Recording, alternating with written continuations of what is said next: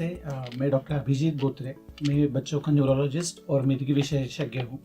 मैं इनामदार हॉस्पिटल में ये काम के लिए अटैच्ड हूँ। आज हम बच्चों में होने वाली मिर्गी और उसके बारे में थोड़ी सी जानकारी लेंगे। बच्चों में मिर्गी का प्रमाण 1000 बच्चों में 7 इतना होता है। ये मिर्गी क्यों आती है?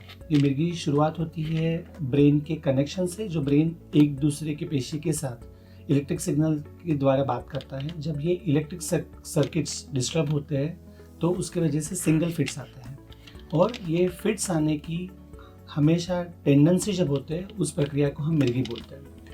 इसके वजह मेनली 2 होते हैं। एक तो ब्रेन में कुछ इश्यूज होना, जैसे कि जन्म के पहले ब्रेन में कुछ इन्फेक्शन या बच्चे के होने के टाइम कॉम्प्लिकेशंस या ब्रेन न बन पाना, जिसको हम स्ट्रक्चरल लीजन बोलते हैं, और फंक्शनल चेंजेस, जैसे कि ब्रेन की जो एक्टिविटी होती है, जो ब्रेन के पेशी एक दूसरे के साथ सिग्नल में बात करते हैं, उसमें सब डिस्टर्बेंस होते हैं, तो उसके वजह से मिर्गी आना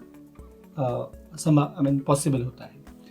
अभी ये मिर्गी के बहुत सारे प्रकार बच्चों में दिखाई देते हैं। जैसे बड़ों में हम बोलते हैं कि आंखें मिचली, आंखें चढ़ा दी, दांत मीच लिए और झटके किए, वैसे टिपिकल मिर्गी सबको मालूम है। लेकिन बच्चे में थोड़े से प्रकार अलग हो सकते हैं, जिसमें बच्चा सिर्फ एक जगह देखता रहता है, बच्चे को जर्क्स आना चालू होता है, या फिर बच्चा एक बाजू की बॉडी हिलाता है, या सुबह उठने के बाद चौंकने जैसा करता है। ये प्रकार आपको अच्छे से डिफ्रेंशिएट करने पड़ेंगे, बिकॉज कभी कभी बच्चा जो बोल नहीं पाता है, बहुत सारी चीज़ें जो मिर्गी जैसी दिखती है वो मिर्गी नहीं होती, जैसे कुछ breath holding spells, myoclonic attacks and shuddering attacks. ये जो चीज़ें होती है मिर्गी जैसी दिखती है लेकिन मिर्गी होती नहीं है। इसके लिए हमें स्पेशलिस्ट की ज़रूरत होती है, जिससे ये चीज़ें हमें सेपरेट करनी आनी चाहिए, और उसके ऊपर उसकी इन्वेस्टिगेशन, जैसे कि EEG और इमेजिंग, जिसमें हम 3 टेस्ला गुड MRI स्कैन करते हैं, जिसकी वजह से ये चीज़ें हमें कंफर्म हो जाती है। उसके ऊपर हम ट्रीटमेंट चालू करते हैं। ट्रीटमेंट मेनली 3 अंगों में होता है। मेजॉरिटी बच्चों की मिर्गी दवाई से रुक जाती है, जैसे हम बोलते हैं 70 to 80% लोगों की मिर्गी दवाई से रुक जाती है। ऑफकोर्स एक दवाई सबके लिए लागू नहीं होती, दवाई की कभी कभार साइड इफ़ेक्ट और मॉनिटरिंग करना बहुत ज़रूरी होता है। इसलिए दवाई दे के भी उसके ऊपर मॉनिटरिंग और क्लोज फॉलोअप और पेशेंट का कंप्लायंस और पेरेंट के साथ बात करना बहुत इंपॉर्टेंट होता है।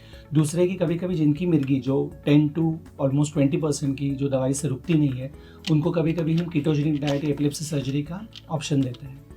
हमें ये जानना बहुत ज़रूरी है कि मिर्गी का निदान करना बहुत इम्पॉर्टेंट है। मिर्गी सिर्फ लेबल करना is at times easy by general practitioner और अ पीडियाट्रिशियन, बट वो श्योरली मिर्गी है या नहीं, वो क्वेश्चन का आंसर करना फर्स्ट। सेकंड चीज़ ये है कि कौन से इन्वेस्टिगेशन उसके लिए करने हैं, और थर्ड चीज़ है कि जो ट्रीटमेंट देनी है वो ट्रीटमेंट पेरेंट्स एंड चाइल्ड को सेंटर करके हर पेशेंट के लिए कस्टमाइज़ करनी चाहिए। And regular follow up and counselling is so important. इस टॉपिक के बारे में आपको कुछ जानकारी चाहिए या आपके मन में कुछ सवाल उभर रहे हैं, उसके लिए नीचे दिए नंबर पे आप कांटेक्ट कर सकते हैं, या फिर आपके सवाल कमेंट सेक्शन में डाल सकते हैं, जिसके द्वारा हम आपकी शंका का निरसन कर सकते हैं।